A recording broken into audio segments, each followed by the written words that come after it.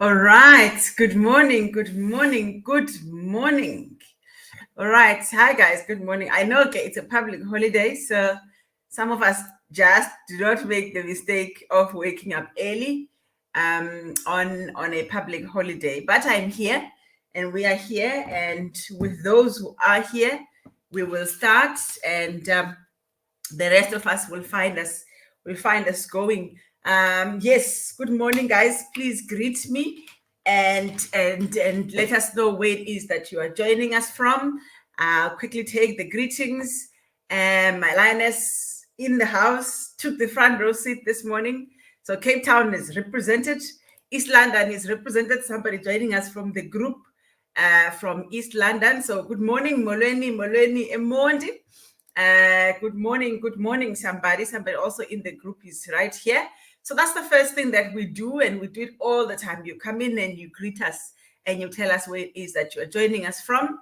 Then the second thing that we do is, of course, you go and call another person. So we will be best this morning, and like I normally say, I aim not to be long, but we have a message that I believe will bless us. Will bless us. So just tag your friend, tag your prayer partner, tag somebody so that they can also come and listen to this message. Now, I respect those tags. There are people who don't necessarily join live, but throughout the week, people are coming in to listen to the messages, which is actually just great.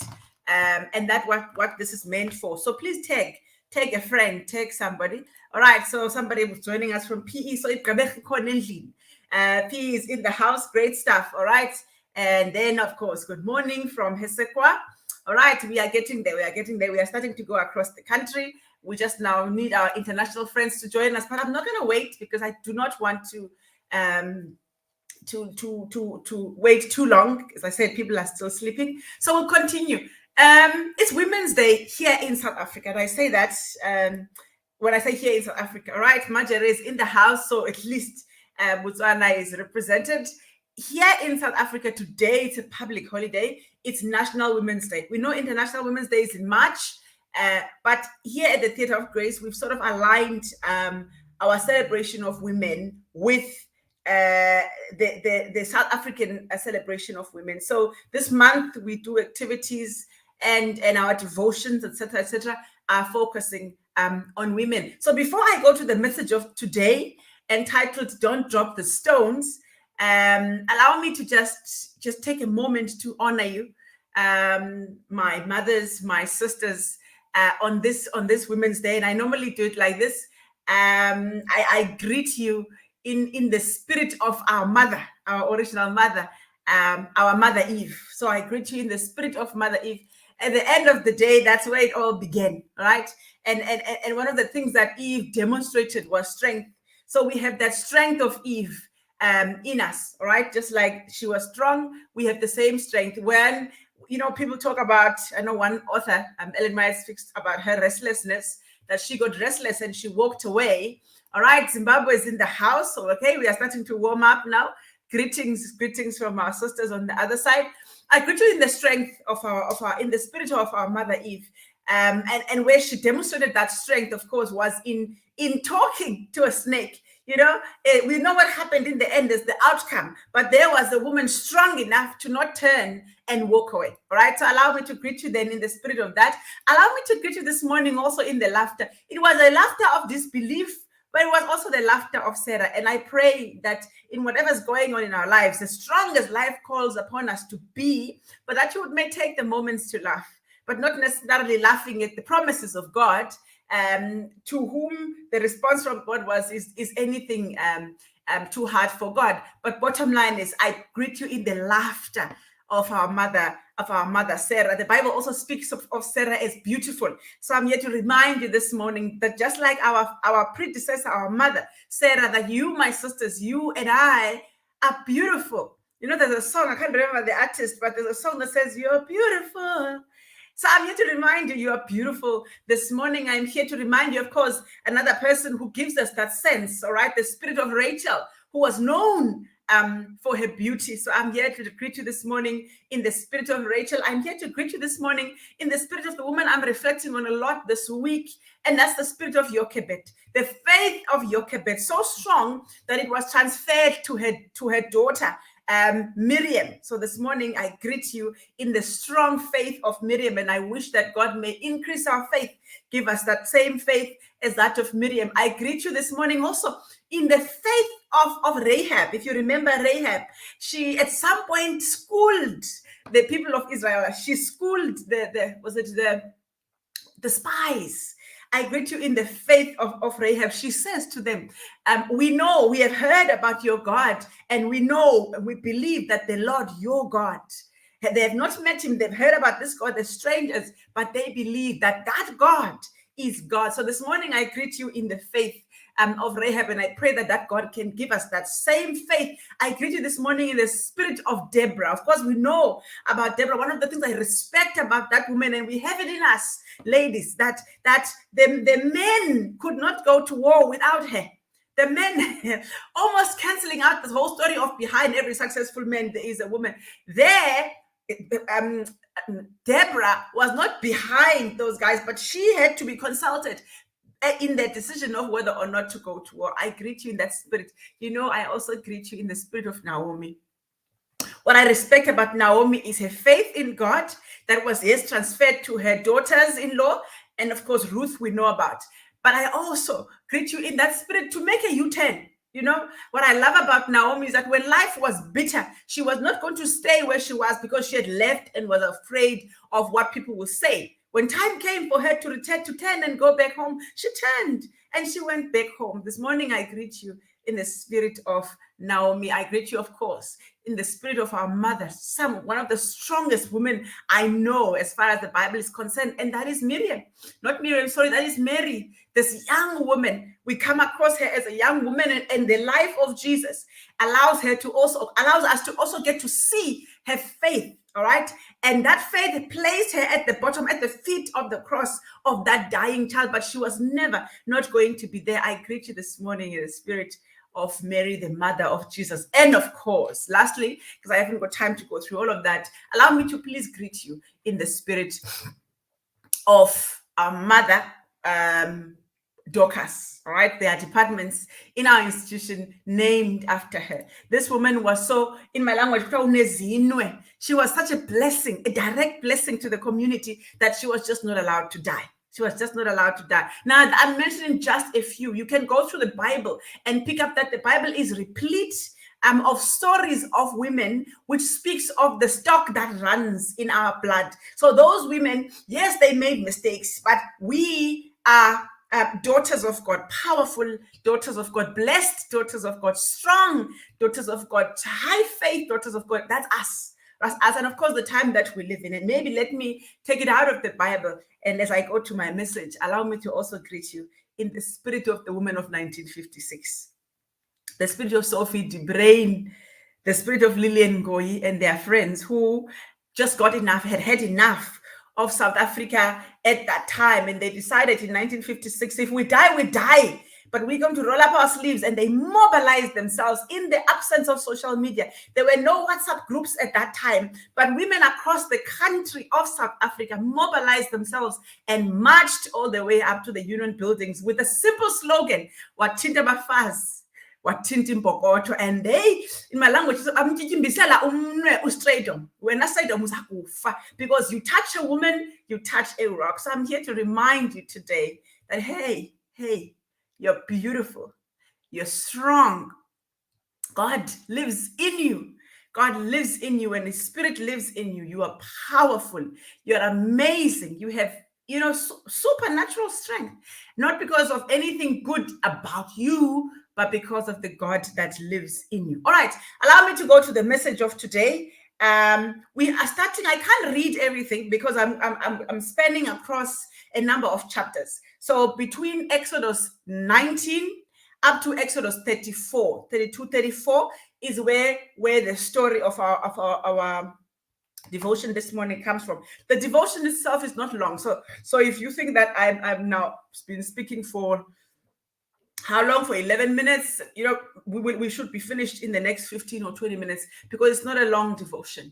And of course, here we are reflecting on the story of Moses. We are reflecting on the story of Moses, okay?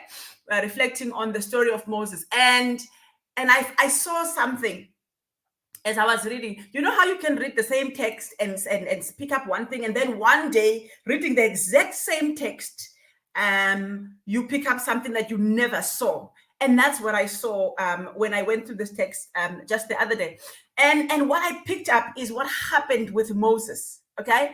When he was handed the stones. And maybe let me give you a memory text, all right? Because it's always good to give a memory text. Let me give you a memory text, and it's Exodus chapter 19, verse 20. Okay, our memory text, Exodus 19, verse 20. But like I said, we are starting in Exodus 19, then we're going to move across up to Exodus 32, 34, but we may not always read all the texts, okay? And here's the text. The Lord came down on the top of Mount Sinai and called Moses to the top of the mountain.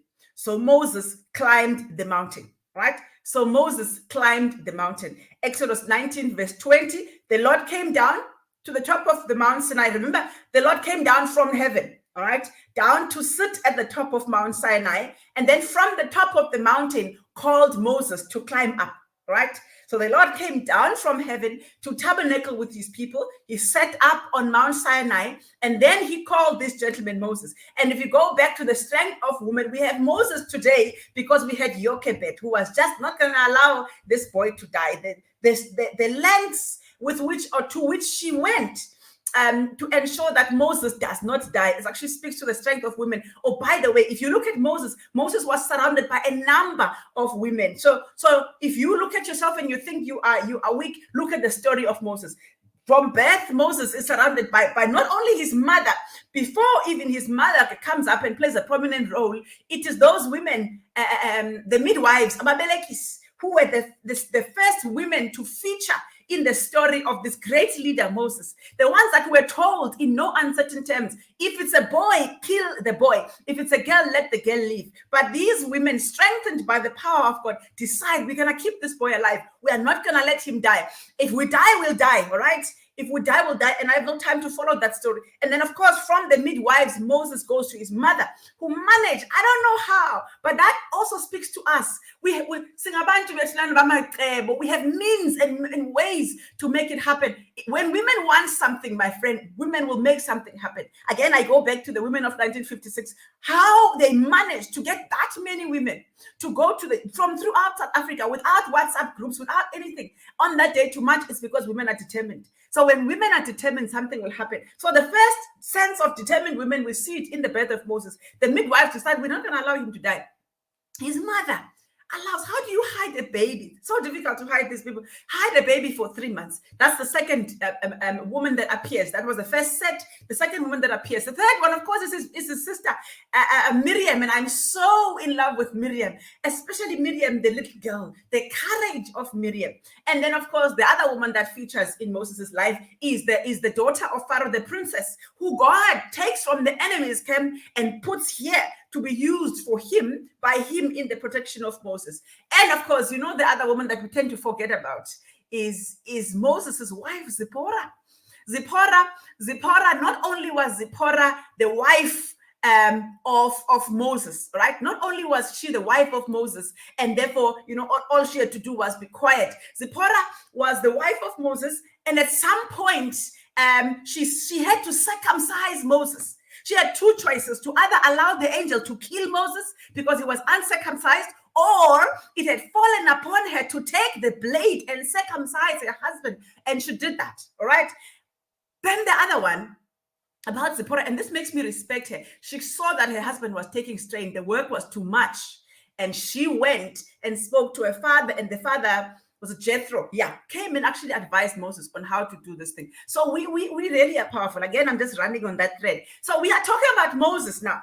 This man, Moses, God, it's time, all right? God had delivered his people, and they're now on the journey. They were out of Egypt. They went through the promised land. They went, the Red Sea was open. They were on the journey to the promised land, all right? And God decided to actually come down. The presence of God was surrounding them at all times. And where God was sitting for the most part was up there on the top of Mount Sinai. And so this verse, chapter 19, verse 20, then tells us that when God was on Mount Sinai, he sends a message to Moses, come up to the top of the mountain. And that's the first point that I want to share with you this morning. My sisters, my mothers that are joining me here this morning, the call has come. Just like it came to Moses, the call has come to you. The Lord is in our midst and is asking us, he's inviting us to come up a little higher. Remember, he said to John, come up higher. The call, just like it came to Moses, it's coming to us this morning. Come up higher. Please climb up higher. And we know how to climb up to the level of God. Ellen White told us that prayer does not bring God down to us, but brings us up to him. So God is calling us to the top of the mountain of your, whatever your Mount Sinai is. But God is calling us to the top of the mountain because God is where is at the top. And as Ellen White has told us, he does not come down to us through prayer, but prayer takes us up to him. So anyway, God calls up Moses. Okay, he says, I'm up here. I came from heaven. I'm just up here now. I'm on the top of Mount Sinai. Come up to me. And so Moses comes up, and two things happen up there. All right. Again, we are from verse 19, chapter 19 and onwards. Two things happen when Moses gets up there, and I'm trying to get to the point of my message. Number one, God reveals himself to Moses. All right.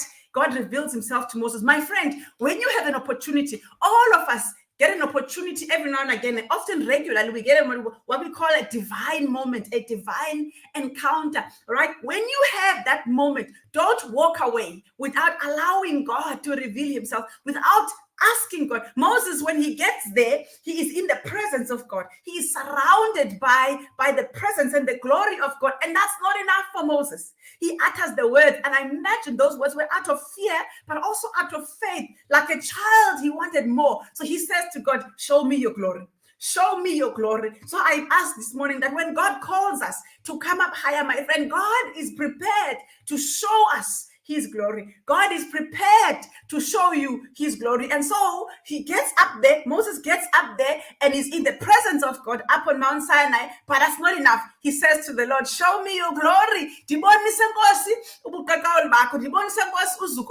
And of course, God says to him, look, for you to do that, I need to protect you, because if you are encountered with my presence, it may just kill you. So he puts him in the cleft of the rock, and God, who is always willing to show himself to us if we ask, he allows himself to pass Moses. And in the process of passing through, showing Moses his glory, he also tells Moses who he is. He introduces himself to Moses. So that's the first thing that happens when Moses is up there. God reveals himself to Moses. But listen, so when God calls you up there, my friend, it's time to have a personal, intimate, beautiful encounter with your Father. The second thing that happens out there, and that's where I want us to pitch our tents this morning, is that God then entrusts Moses with what I call precious cargo. God entrusts Moses. It took quite some time. If you go from chapter 19, God then gives Moses basically how the people of Israel ought to live their lives, from issues of justice to how to deal with slaves, to how to deal with their money, to how to deal with their property, to how basically God then entrusts Moses with how do I want you guys to live this life that I have blessed you with. But of course, the epitome, all right, the biggest symbolism of that encounter with Moses is that in God takes precious stones, takes two stones, and writes on them the 10 commandments. So in the main, two things happened when Moses was up there, called by God, invited by God to come up higher. One, he gets an encounter with God. God allows Moses to witness the glory of God. Two, God entrusts Moses with the precious cargo. And so that's number one. That's the first thing that I'm asking you this morning. And I'm here to tell you, my friend, God is calling us. Come up the mountain. God is calling us. Come up the mountain. Climb up the mountain. I am here. I'm ready to give you an encounter with me. I'm ready to show you my glory. But you've got to come up. You've got to come up. So some of us are complaining about matters in our lives, and the reason that the matters are as they are is because we are operating at a level lower than the level that God is calling us. So the message this morning is simple, my friend. Come up higher. Come up higher, come up the mountain, go up the mountain. God is ready to show you his glory, and God is ready to actually entrust you with precious cargo. For you, it may not be the 10 commandments because those are already given, but for you, it may be a ministry. For you, God has got things that he will want to entrust you with. Anyway, so Moses goes up there, and God entrusts him with a precious cargo. How the people of Israel ought to live their lives. And of course, the biggest of these is the 10 commandments. Now, here's the thing. When they are up there now, Moses and God are up there, and they're having this encounter. It took a while. This encounter takes a while.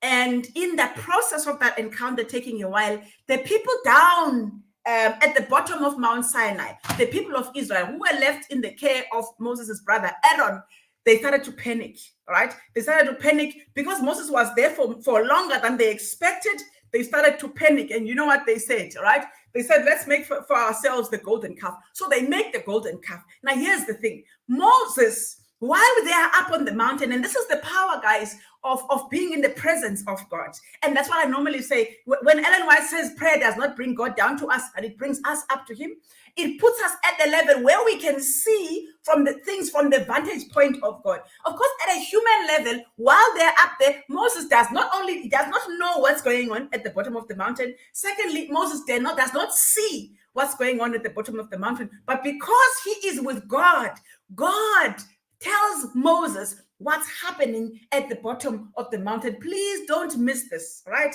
God is calling us higher, my friend. And the only way that I know for us in this day and age to climb up to the level of God is through the power of prayer, is through the tool of prayer. But when you are there at that level, you get to see things the way that God sees them. Not only do you get to see them the way God sees them, you get to see the things that God sees. And these are things that you would not see if you remained at this lower level. All right. So if you remain at this level, because you are a little bit low, you are sitting at the bottom of the mountain, there are things that you are not going to see. All right. Or if you see them, you're going to see them with your human eyes. But God is calling us, climb up to the top of the mountain. One, so that you can see as long as bonio. Number two, so that you can see even the things that you see, but uzbone ngamehlo kaThixo. And that is what happened to Moses. That's what happened to Moses. Had Moses not been up there with God, at the bottom of the mountain. And the reason he knew is because when they were up there, God was there. And of course, we know about God and his omnipresence. Because just as God is up there on the mountain, but he's also present there. It can see.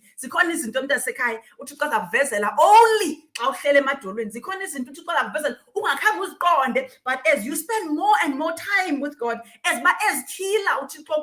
as he reveals his glory to you, he's also going to reveal things to you unless you spend more and more time with him in prayer. So I'm here to say to us this morning, come up higher.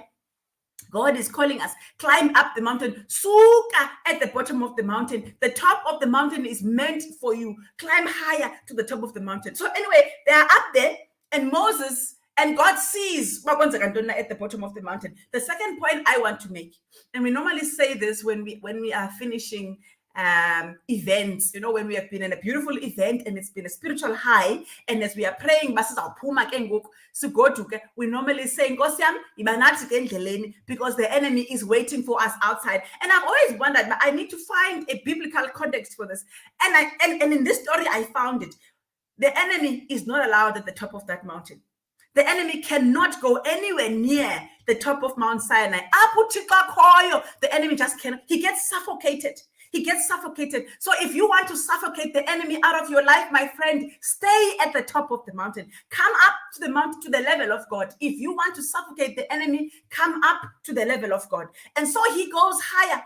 All right. And at that level, the devil cannot come up there. Now, here's where the point that we normally make comes from. But he is waiting for you, paezans. He's waiting for you down at the bottom of the mountain. So it's true what we normally say, or from, when we have a beautiful encounter for the weekend or whatever. It's true. And so the enemy was present. ebizwa nguThixo ukhona ongendawo ummamele. Ngexesha uMoses ahleli pha, that is why when Moses left and he left too long, wasebezela abantu balapha ezantsi izinto ezingekhoyo, lies, that Moses is not coming back. But that this fellow Moses lost his status as leader. He suddenly became a fellow. Who was responsible for that? The enemy who was at the bottom of the mountain. So so that's a fact, that is true, and we see it in the life of Moses. But the good news about that is where you come from. All right, it's where you come from. You come from God. He has revealed his glory in you. You have been fortified, my friend. We know what happened with Moses. He was unrecognizable even to the people. And let me tell you something, that when you come up from the top of the mountain where you had spent time with God, you are even a bigger threat to the enemy. And because he will attack you sometimes even stronger, because he sees what you are capable of. Why does he see what you're capable of? You have just been with God. So to climb up to the level of God, because when you are there, you are at the level of God. You see things that you would not have seen if you were at the bottom of the mountain. But 2, you see things as God sees them. But 3, because you've been in the presence, there is no way, my friend, that you can sit in the presence and the glory of God, and that glory does not settle on you as well. There is no way, and the enemy knows that. The enemy knows that. So with 2 things, with trepidation. I mean, people that are here, speakers and preachers, will know in the back. Sometimes, often, when you come from a week of prayer, but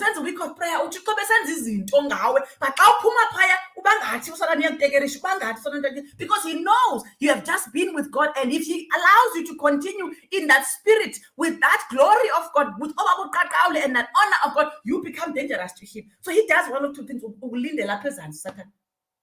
But zanibamba in my language to say, I'm gonna wait for you at the bottom of the mountain. Now, we can't stay at the mountaintop forever. We can't stay on our knees forever. At some point, you've got to descend from the mountain. But when you descend, expect opposition. I'm not saying that it's always going to be there, right? Don't live enemy-centered. But if it happens, expect it.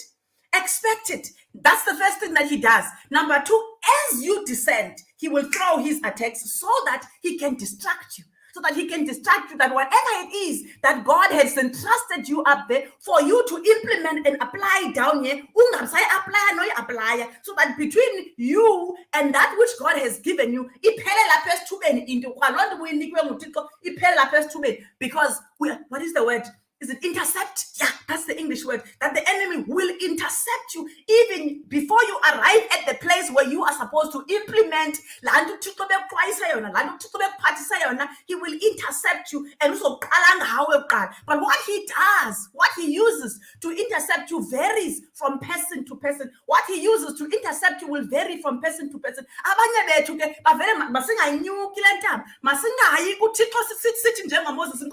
Show us your glory, because surrounded by that glory, you will never. You may make mistakes, but I'll tell you what's going to happen, my friend. I'll tell you what God does with us. And so I'm running out of time. And so Moses, they are surrounded by the glory of God.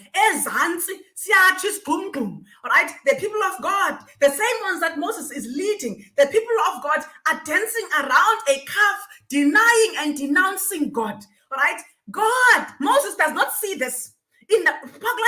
Moses does not see this except that God reveals it to him. And that's what I'm saying.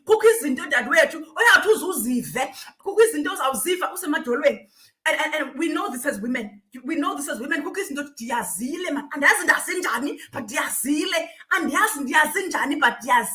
let me tell you about yazinjani now. The closer you come to God, the more God becomes comfortable revealing to you his secrets. The more God allows you to see things the way that he sees things. Then so abone in the batiko abantwana bam. You can search and giving them clouds and food and fire and everything. They have apostatized. God sees this.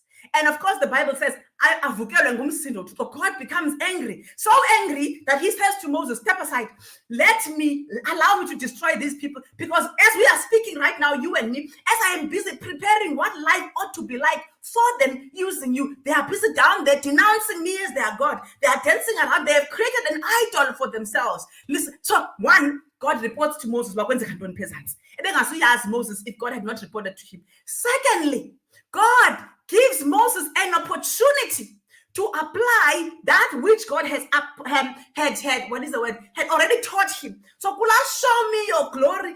Any that Moses had done in walking with the people of Israel, any that had grown with Moses, there is mercy and love for the people of God, love for the service of God. So much so that when God says to Moses, allow me to destroy these apostate people, allow me to destroy them, says God, Moses steps before God. God, how could you do that? Have mercy on them. How could you take them out of, imagine about when you take them up with your mighty hand out of Egypt and destroy them now? Imagine what the enemies are going to say. So please, Lord, have mercy on my people. So Moses, wehla indaba eyazi. So as he descends the mountain, he knows what's going on down there. How does he know? He did not see it. The only way that he knew is because God revealed it to him. I cannot overemphasize this point. Climb up, my friend, Nuka. Must in woman, must in taba, because up there is and many of us have seen things. But please be prepared for the opposition. And so Moses comes down.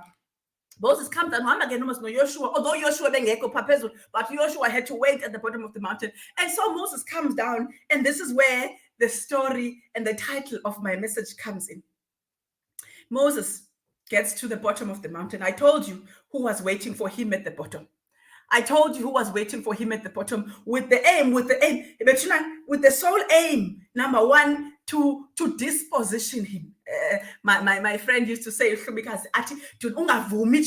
for the enemy to disposition you. So Moses is walking in the glory and in the presence of God. Moses is carrying precious cargo. God has entrusted Moses with precious cargo. So Moses is surrounded by the glory of God. Moses is carrying precious cargo. Satan has got two aims. Number one, as we say in my language. And it's or first thing in the morning when you walk into the office, you've had an amazing weekend, a beautiful encounter with God, and you walk into the office, the first thing that you see is opposition from the enemy. That is his aim, my friend, to disposition you. Do not allow him. Don't allow him to disposition you. And so the enemy seeks to disposition Moses. Here's what fascinates me. And here is where our humanity will always be a threat. Right? And this is where we need and we love God. Because Moses comes into the story that he knew, right? But the Ellen White says he was shocked by the gravity of it. God had revealed it to him. When you get to the office in the morning, there will be people, my friend. When you get to the office in the morning, when you get to the board meeting, when you get to school, there are things. I mean, how many of us have found things from here? How did I even know to look there? How did I even know to look there? And when you look, there was something, a trap that was set for you. How did you know? Because you, and test. And I'm not saying that because I am proud. I am not perfect. I may make mistakes, but and because of that,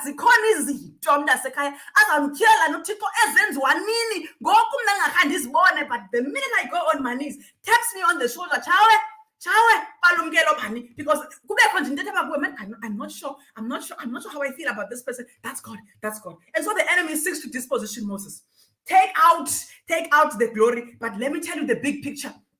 Yes, let's disposition Moses. That's the first thing. But the second one, the aim of the enemy is he seeks to make Moses drop the stones. Because in those stones, my friend, was a life-changing message for the people of God. And the enemy was like, not in Pila,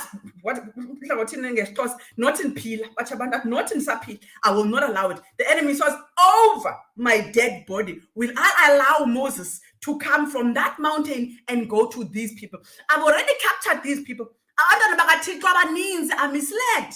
They are misled. Listen to how they were speaking about Moses. There they were. This fellow Moses has gone. The Bible says, because one of my questions, the element says they were so strong and they were so powerful, they were so determined in their evil tendencies that Aaron felt that he had no choice but to allow them to make the golden calf. They were so strong in their determination. And so there they were, misled by the enemy. He's in the midst of it. Of course, there he is, impersonated by that golden calf. Impersonated by that golden calf. There he is. So I've captured the bottom of this mountain. This is my territory now. It was not. But he says to God, this is my territory now. And Moses walks into that territory, surrounded by the glory of God. The aim of the enemy, disposition this one. Disposition this one. But the worst for me, let's get him to drop the stones. Let's get him to drop the stones. And I'm here this morning to ask you this. What has God entrusted you with? As we bring this message to the end, what has God entrusted you with? That same question that God asked Moses. What is that in your hand? What has God entrusted you with, my friend? Is it a ministry that God has put in your hands? From your many encounters with him, he has pointed a particular direction to say, listen, I would like you to work with me in this ministry. Is it a values-based business or a values-based career? But there's something that God has placed in your hands, my friend. There's something that God has placed in your hands. It is precious. And so I'm asking you, and it's not one thing. For many of us, we are carrying precious cargo. In your hands, maybe your children. Oh, Bettina, those people are precious cargo. And the aim of the enemy, and get you to drop your children. For some of us, it's a marriage, right? God has entrusted you with a precious cargo of marriage, a precious cargo of a particular relationship or certain relationships. God has entrusted you with a precious cargo. So I ask you this morning, before you get into this beautiful Women's Day and looking at ourselves as celebrating us as women, can I ask you to take a moment and take a look at your hands? Examine that which God has placed in your hands. What is it that you've got in your hands? Because whatever it is, my friend, is precious. It is absolutely critical and it's precious cargo. And the aim of the enemy is to move you so that you can drop that cargo. So Moses comes there and he is so offended. He is so angry. Let me say something, and I'm not one who believes in people. And I'm not one who ever puts who puts the blame out there. But if we are honest, people will make you drop the stones. People will make you drop the stones. The Bible says Moses was consumed with anger. He was so angry at what God had already revealed to him. Right? So I'm going to talk about people just now. That people will make you drop the stones. Just not, but just affecting the environment around you. People will gossip about you. People will call you names. People will set traps for you. People will undermine you. People will do all sorts of things. The aim is not even theirs. The aim is of the enemy behind them to disposition you even worse. The aim is to get you to drop that which is in your hand. So be careful. Be careful of people. And I'm saying that as Umtu as well, that sometimes I might have been in that misled position of being an enemy to somebody. But here's what where Moses makes the mistake. Who were these people actually offending? More than they were running around the golden calf. Who were they offending here? Who was the subject of their offense? God. My friend, you are carrying precious cargo. Do not take on the battles of God. Although they are being fought against you, as God would say it so many times in the Bible, the battle is not yours. Don't get in. Do not make the mistake of fighting the battles that belong to God and taking them upon yourself, especially when God has revealed it to you. God had revealed to Moses this whole. In fact, Moses, when God was angry with the same people dancing around the calf, young Moses ought God, please withdraw your anger. Rather have mercy on these people. God had shown him what's going on down there. Of course, he gets there, he gets overwhelmed by its gravity. He decides to take it upon himself to fight the battle of God. Of course, we know what God does with that in his mercy and his grace. But Moses was the one that dropped the stones. And of course, he could ask, why did you drop the stones? The people. Remember our mother Eve, why did you eat? The snake made me eat. Our father Adam, why did you eat? Because the woman made me eat. So Moses would say that the people made me drop the stone. But who was entrusted with this precious cargo? It was not the people, my friend. It was you. Yes, the enemy will move you. Yes, the enemy will disturb you to the point where you drop the cargo. So yours then is to focus on God. But of course, the bad news is that Moses does indeed take it upon himself to fight the fight of God. And I know it's easy to say this because in our humanity, we want to fight, all right? In our humanity, we want to fight. In our humanity, in my language, andiqhelwa, in our humanity, just the other day, hey, my friend, before you roll up your sleeves and fight, because for you to fight, for when you need to put aside that which God has entrusted you.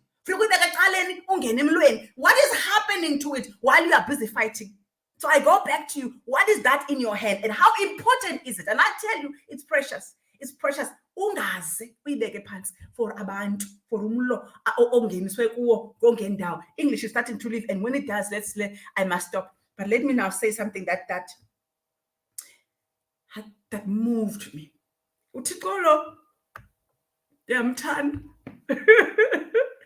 There was a brother in our church, I love God. I love God. And here's what I love about God. His mercy is so deep, so wide, so high that we just simply cannot fathom the depth of the mercy of God. So the first pair of stones was dropped because of Moses' anger. The people made Moses drop the stones. Disaster. But of course, you and I, my friend, are sitting here today and we know what is in the 10 Commandments. How do we know? Because there was a second set of stones. Moses messed up. He dropped the cargo. He messed up. He dropped the precious cargo that God had put in his hands. Yes, because of the people. But he was the one who was entrusted with the cargo. And he was the one who was to take responsibility for dropping the cargo. And of course, God was to deal with the apostasy of his people. But God also has to deal with you. How do you allow yourself to But here's what I love about God. Later on, the stones have been broken, which means that the message that was on them has not reached the people of God. God attends, of course, to the whole story. Moses too attends to the whole story of the people dancing around the calf. But where I'm going to a God whose mercy, my friend, is endless. God goes back to the same Moses. God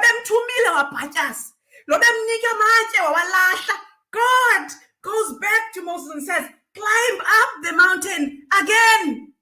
Because I'm interested in your eternity and I'm interested in that which I've entrusted you. Bambi betu, you were entrusted with something and you dropped it. And you think that's the end of the world. No, listen closely. The same God who had given you the cargo in the first instant is ready calling you, my friend. The first time God said to Moses, come up. And then they would have the encounter. The second time God says to Moses, come up again. And that is what I'm here to say as we go into this Women's Day, that as the pet, God is his storehouse, my friend, is limitless. A ministry, he gave you something. God is calling you again. But Moses was given the precious cargo. He was given the stones and he dropped them. God says to Moses, come up higher, come up again. And this time, prepare the 2 stones. All right. You have a role to play now a little bit. And God, listen to this. And I love this about God. God gives Moses the stones again. again. God, yeah. Ayubunzulu benceba nobubanzi bothando, my lioness. We dropped many things. He entrusted us with many things and we dropped many things. But God doesn't stop because He's a limitless God. We stop. Remember, and I reflect on this, by the way, in the book. After I prayed, which I'm going to tell you about just now, Abraham intervening for Lot. He kept saying, Lord, if you find 50 people, will you destroy? God says, no. If you find 40, will you destroy? No. If you find 30, God kept allowing this one to keep asking. It is Abraham who stopped asking. God had not stopped giving. So I don't know, my friend, where you are in your life right now. You may be in a place where God had entrusted you with something. He had entrusted you with something and you dropped it. Whatever it is that you dropped it. May have been a business and somehow you dropped it. It may have been a ministry, somehow you dropped it. God entrusted you with something and you dropped it. Akapheli uthixo. Our God does not stop. We are the ones that stop asking. And because we stop asking, He does then not give because we stop asking. And so He calls Moses. Pindunyuke. IsiXhosa sithi apho amanzi akhe emakhona and that always says to me, don't discount the people of God. If you see me now, my friend, you know I dropped something. You know I had precious cargo in my friend and I dropped it. Don't discount me, because if God had given me this before, He will do it again. He will do it again, my friend. He will do it again. And so Moses goes up the mountain again. And God, as though He did not do it the first time, deals with him, of course, deals with Moses, shows him again His glory.